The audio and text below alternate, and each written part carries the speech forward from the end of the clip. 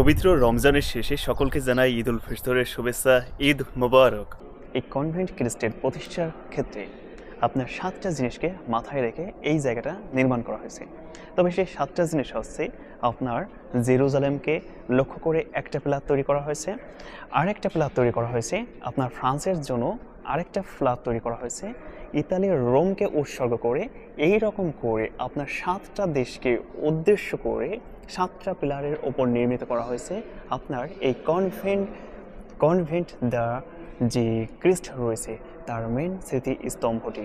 এখানে আপনারা দেখুন, এখানে কিন্তু আপনারা দেখতে পারবেন 7টা পিলারই কিন্তু রয়েছে, 1 2 3 4 5, আর ভেতরটাতে একটা 6 আর একটা 7।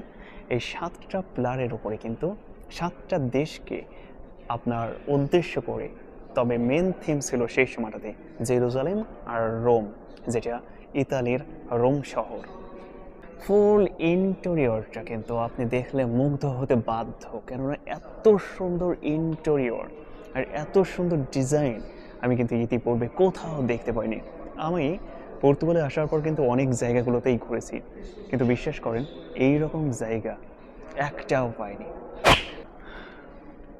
আপনি জাস্ট একবার ইমাজিন করুন যে আমি বর্তমানে যে জায়গাটাতে দাঁড়িয়ে রয়েছি কমসে কম 500 থেকে 600, তার আগে যেই সময়টাতে আপনার যদি ইতিহাস দেখেন 1180 সনের কথা বলা হচ্ছে, আবার কোথাও কোথাও বলা হচ্ছে যে 1160 সনের দিকেই আপনার এটা নির্মাণ কাজ করা হয়।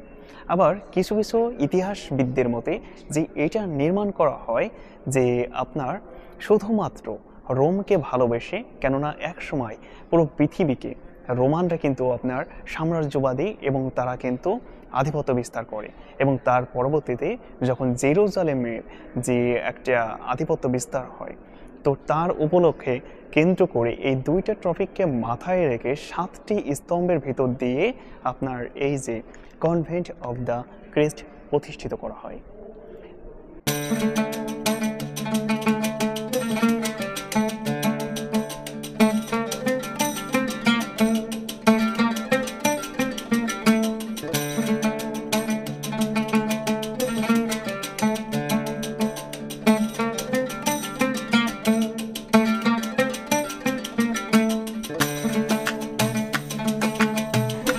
সালের বা তারপরের তৈরি যে একটা বলতে পারেন যে একসময় মুসলমানদের আধিপত্যের জায়গার যে একটা এই যে এইরকম একটা মনুমেন্ট বা এইরকম একটা দর্শন তৈরি করা বা এইরকম একটা জিনিস, এরকম একটা বিল্ডিং, জাস্ট আমি এখন সেই জিনিসটাই আপনাদেরকে শুধুমাত্র দেখাতে চাচ্ছি।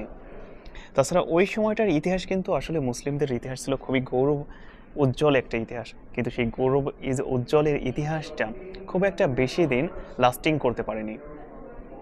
আমি যখন দূরের একটা জায়গাতে ছিলাম তখন আপনাদেরকে কিন্তু একটা যে ক্রুশের কথা বলছিলাম, সেই ক্রুশটা হচ্ছে এই যে এটা, যেটাকে টেম্পারের ক্রুশ বলা হয়, যেটা আপনার যে এখানকার যে রাজা ছিল ওই রাজা শুধুমাত্র এই অঞ্চলটাকে বাঁচানোর জন্য আপনার এই চিহ্ন সিম্বল ব্যবহার করে একটা সেনাবাহিনী বলতে পারেন, একটা প্রতিরক্ষা বাহিনী বলতে পারেন, সেই বাহিনীটি গঠন করে, এবং এই বাহিনীর দ্বারা কিন্তু আপনার আবু ইসহাক এবং আবু মোহাম্মদের যে সেনাবাহিনী তাদেরকে কিন্তু প্রতিরোধ করেন।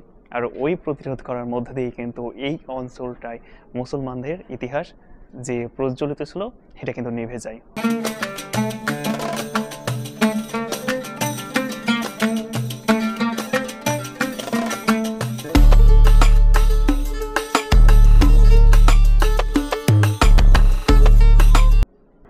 একটা সময়তে এই অঞ্চলের এই তোমারের অঞ্চলের লোকজন কিন্তু আপনার পোশাক শিল্পের দিক থেকে এবং সাবান তৈরির দিক থেকে, এবং আরেকটা জিনিস আছে সেটা কাগজ তৈরির প্রথম কিন্তু উৎপাদন শুরু হয় আপনার ইউরোপের এই জায়গা থেকে, যেটা হচ্ছে পর্তুগালের তোমার শহর।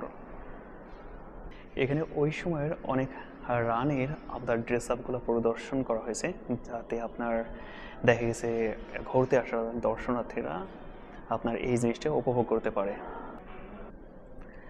তবে হ্যাঁ, এটা সত্য যে যখন তোমার এই প্রথম ইহুদিরা এবং মুসলমানদের আবির্ভাব ঘটে, ওই আবির্ভাবের পরে আপনার এই তোমারের লোকজন কিন্তু কিভাবে কাগজ তৈরি করতে হয়, কিভাবে আপনার পোশাক শিল্পে অবদান রাখা যায়, কিভাবে সাবান তৈরি করতে হয়, সেটা কিন্তু তারা এখান থেকেই প্রথম আবিষ্কার করে। আর এখান থেকেই কিন্তু পুরো বিশ্বে রপ্তানি ব্যবস্থা শুরু করে, যেটা 1500 সালের পর থেকে।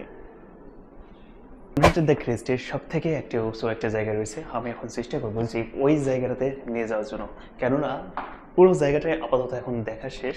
এখন শুধুমাত্র দেখার বাকি আছে যে টপ একটা জায়গা থেকে আপনাদেরকে ফুল একটা ভিউ, একটা সুন্দর একটা ভিউ দেখানো। তবে দেখুন যে এই জায়গাটা কিন্তু ফাঁকা হয়ে গেছে, অনেকটা নষ্ট। তো এইগুলো জায়গাগুলোতে অবশ্যই ধীরে সুস্থে মানে অনেক দেখে শুনে পা ফেলার একটা ব্যাপার স্যাপার রয়েছে। তো এইটা হচ্ছে ছাদের ভিউটা, যেটা হচ্ছে একদম টপ একটা জায়গা। আমার মনে হয় এই ডিজাইনগুলো পরবর্তীতে নতুন করে তৈরি করা হয়েছে। তবে যাক, আর এই যে এখান থেকে উপর থেকে সুন্দর একটা ভিউ নিচের।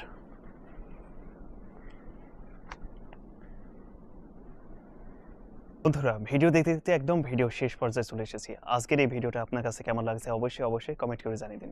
যদি ভিডিওটা ভালো লাগে তবে আপনার অন্যান্য বন্ধুদেরকে ভিডিওটা শেয়ার করে তাদেরকে দেখার সুযোগ করে দিন। যদি আপনি এই চ্যানেলের নতুন দর্শক হয়ে থাকেন তবে অবশ্যই চ্যানেলটিকে সাবস্ক্রাইব করে সবসময় পাশে থাকা বেল আইকন বাজিয়ে রাখুন। আপনি যদি ফেসবুকের পেজ থেকে এই ভিডিওটা দেখেন তবে অবশ্যই ফেসবুক পেজের যে ফলো বাটন রয়েছে সেই ফলো বাটনটি বাজিয়ে রাখুন। তো আজকের মতো ভিডিও শেষ করছি। আল্লাহ হাফেজ।